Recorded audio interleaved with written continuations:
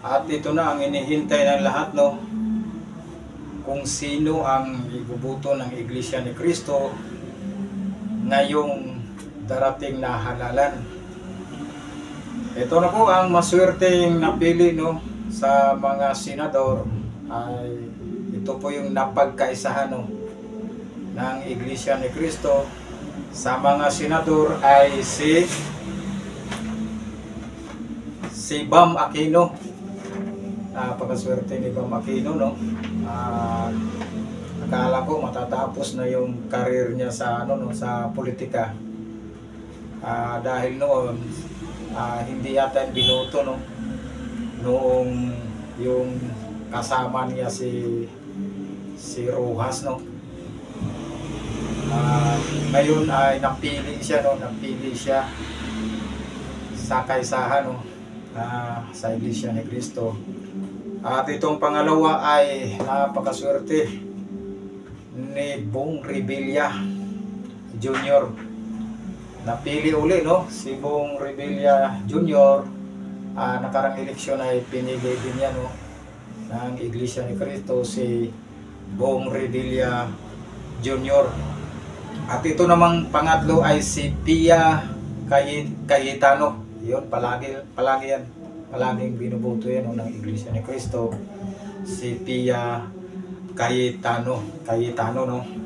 At ito namang pang-apat ay si De La Rosa Bato. Yun, napili uli, no, si General Bato De La Rosa. Nakaraan ay pinili din niya, no, nakaraang eleksyon. At ito namang pang-lima ay si Bongo. Wow, nanalo naman ulit si Bongo, no. At sa mga survey ay number 1 yan si Bongo, no. Kaya sigurado nang mananalo ito si Senador Bongo. At ito namang pang-anim ay walang iba kundi si Rodante Marcolita. Okay, no, Rodante Marcolita, huwag kalimutan, no, sa Senado si Rodante Marcolita. At ito namang pang-pito ay si Amy Marcos. Yun, napili si Amy Marcos, no. Akala ko talaga hindi na yan mapili, no.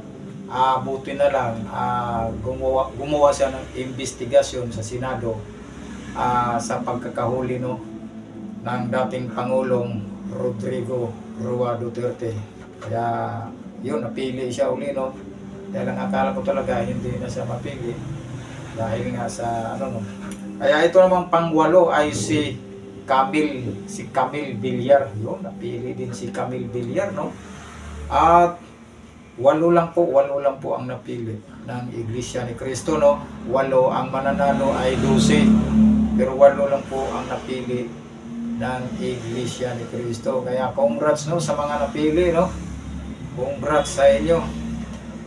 Sana naman ay talagang magtrabaho tayo, no, para sa susunod eleksyon mapili po tayo uli. Okay, maraming salamat.